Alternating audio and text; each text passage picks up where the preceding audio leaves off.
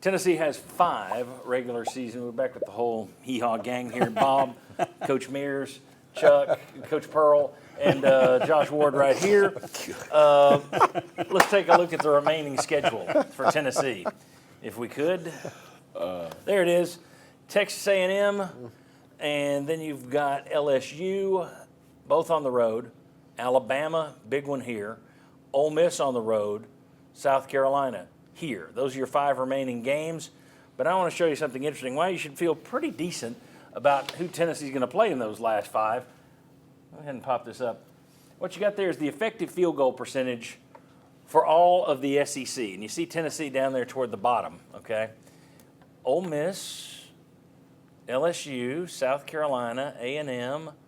Yeah, they're all worse than Tennessee. So in terms of your defense, wow. Alabama's the only team. Now, they shoot lights out. Mm-hmm. But in terms of your defense, on paper, it's a very dangerous game to play. It's not played with a calculator. It's played with a basketball and a round hoop. But you've got Ole Miss, LSU, South Carolina, and Texas A&M, who in terms of effective field goal percentage are all below Tennessee. In terms of the remaining schedule, gentlemen, is it a good enough schedule with Texas A&M on there, with Ole Miss on there, for Tennessee to earn that number 1 seed? Yes. Yes, for sure. Yes, yes. It is. Yes, No. it is. But, Bob, you just said in the last segment you thought they could. Now you don't. No, with that schedule. No, I think for them to get a number 1 seed, I mean, I think they have to beat Alabama. I think they have to beat Alabama. Yeah. Have to beat A&M. Well, I mean, I think beating A&M goes without saying. Right. But if you lose to Alabama, I think that closes the door on your number 1 seed unless something incredible happens in the SEC tournament. Everybody else is playing too. I mean, Yeah, everybody else is playing too. I mean, here's the thing: Alabama just lost last night to Auburn. So where are they? Did they drop to the 3rd number 1 or the 4th? I haven't seen yet. We don't know. No, I think they can get there, but I think Alabama's kind of the key to the whole shooting. Well, I'll tell you what. I mean, I'll disagree, and I'll tell you what. I'll disagree, and I'll tell you why. I think you've got a 1-game season right now. You've got some time off. You're going to Texas A&M for a key game at noon Eastern. Perfect time. The winner of that game is likely going to have will have the inside track to the 4th spot in the SEC, and it's so crucial because that's the double bye. And that's where things start to line up and how you start knocking things down. To me, it's a 1-game season right now. Well, let me redirect this. I'll take what you just said, I'll take what Bob just said, and I'll package it into a fantastic question. Okay. And we're not talking about, because you still have the SEC tournament ahead of you. Right. So we're just talking about, would they be in position to have the 1 seed at the end of the regular season, going to the SEC tournament?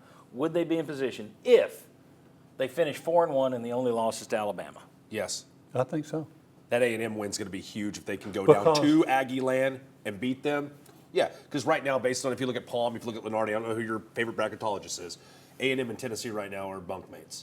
So if you have that heads-up win at their house, that's going to get you a little bit of And here's the other thing, and I know Josh is going to weigh in. It's quad 1 wins, too. Reminder, you it's also have to win quad against wins. a Florida team that's a 1 seed. You have a Florida win. Yeah, for sure Tennessee would be in position. What happens with other teams will matter, too. What happens with Florida down the stretch? Houston winning at Arizona was a big deal, I think, yesterday. Massive. Mm-hmm. But 4-1 with your scenarios, they still lose to Alabama. Alabama's ahead of Tennessee, so at that point you're likely not catching them. Their final stretch is tough. They have Florida and at Auburn. They still have to go to Auburn, which can be really difficult.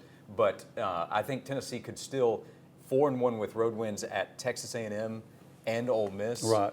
Would give Tennessee a chance to jump Florida, depending on what the Gators do down the stretch for a 4th number 1 seed. How much did that Ole Miss loss to in-state rival Mississippi State ding them last night? And maybe we're just getting in the weeds a little bit, splitting hairs here, but that just shows you everybody has to play everybody. So we'll see how it plays out. But in a National's vacuum, huge. I don't think you can lose to Alabama.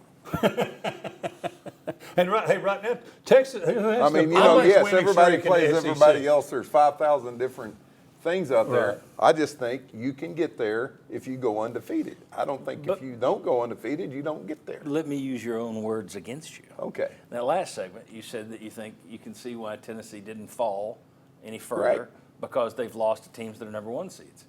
So how could not beating Alabama work against them? What if they beat Well, all then these you other don't teams? fall any further. That doesn't get you back to Yeah, number but 1 all seed. these other teams you beat could get you past that. I just think there's not a lot of value in beating LSU I mean, all the others. Yeah, I think but once Ole again, Miss and in a A&M's vacuum. big, yeah. I mean, because unless we want to put the entire SEC schedule up there. Well, exactly. Right. Not to mention the fact there are other teams outside of the SEC. I mean, Yeah. what are the odds of the SEC? You've got 4 of the top 5. Would the committee actually, Make you 4 out of 4? yeah, would the committee ever say all 4? Something bad would have to happen to Duke. Duke would have to yeah, fall Duke down would have to. on their face. And with the player. You're missing my point. Okay, I that's hear what not you're the saying. point. No, I'm talking, would from- they do if, let's say, all Literally things being from equal? a PR standpoint, would they Yeah, be would able they to do get it? away with And that? this don't is think coming so. 2 days removed from Jay Billis going on First Take and saying this is the greatest Now he's wrong. This is stupid what he said. This is the greatest conference that we have seen during the NCAA tournament time, as if the Big East has never existed. But he believes the potential of 14 of the 16 SEC teams making it the greatest conference of all time. You need people Well- like him shilling on national television to Lenardi and others and go, yep. Well, here's the thing. I'll be happy to say that if you get 13 or 14 teams in and they all Yeah. make runs. If you have 13 or 14 teams in and one makes the Final Four, don't talk to me about it's the greatest conference ever. Then you're exposed. That's my view. I agree with that. We'll I see. agree with that. All right. So, yeah, Jake Billis. Comes down to Bama, doesn't it? When we come back, the baseball Vols start the year 2-0, and we're going to break down Hofstra for you. No, we're not. We're going to talk about the goal. The goal is obviously a repeat national championship. That's tough. What's the bare minimum to keep momentum, keep the pedal to the metal with this program? What's the bare minimum this year to keep fans just gaga over the Vol baseball? Come on back.